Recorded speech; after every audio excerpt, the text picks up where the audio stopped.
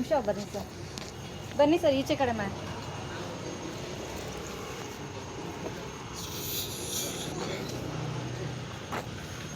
ಬನ್ನಿ, ಈಚೆ ಬನ್ನಿ.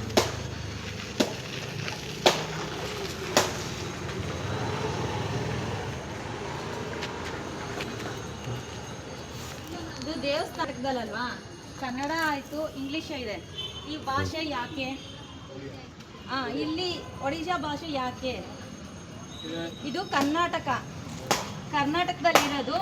ಏನಿದ್ರು ಕನ್ನಡ ಮಾತ್ರ ಬಳಸಬೇಕಾಗೋದು. ಕನ್ನಡ ಬಂದು ಒಂದು 60 ಭಾಗ ಮಾತ್ರ ಇದೆ, 40 ಭಾಗ ಇಂಗ್ಲೀಷ್ ಪದನ ಯೂಸ್ ಮಾಡಬೇಕು. ಈ ಪದ ಉಪಯೋಗಿಸಂಗಿಲ್ಲ ನಮ್ಮ ಕರ್ನಾಟಕದಲ್ಲಿ.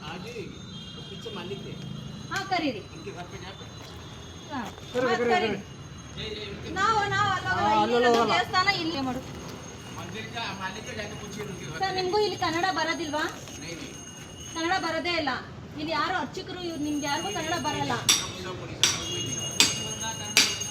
ಹೌದು, ನೀವು ಕರ್ನಾಟಕದಲ್ಲಿ ಬಂದು ಕನ್ನಡ ಇದು ದೇವಸ್ಥಾನ ಇಟ್ಕೊಂಡ್ರೆ ನೀವು ಕರ್ನಾಟಕದಲ್ಲಿ ಸರ್, ನೀವು ಒಡಿಶಾದಲ್ಲ. ಕರೀರಿ ನಿಮ್ಮ ಮಾಲೀಕನ, ಹೋಗಿ ಅಂತ ಹೇಳೋದಲ್ಲ. ನಾಳೆ ದಿವಸ ಇದು ಇರಬಾರ್ದು, ಈ ಭಾಷೆ ಇದ್ರೆ ನಾವು ಇದು ಮಾಡ್ತೀವಿ.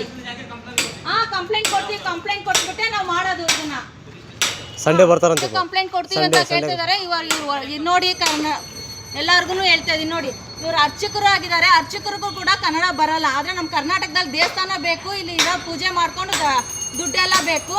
ಏನು ಬೇಡ ನಮ್ಗೆ, ಅವ್ರ ಭಾಷೆನೇ ಅಂತ ಬರೋದು. ಒಡಿಶಾನೇ ಅಂತ ಮಾತಾಡೋದು. ಅದು ಬಿಟ್ಟರೆ ಕನ್ನಡ ಮಾತಾಡಲ್ಲ ಅಂತ ಹೇಳ್ತಾ ಇದ್ದಾರೆ.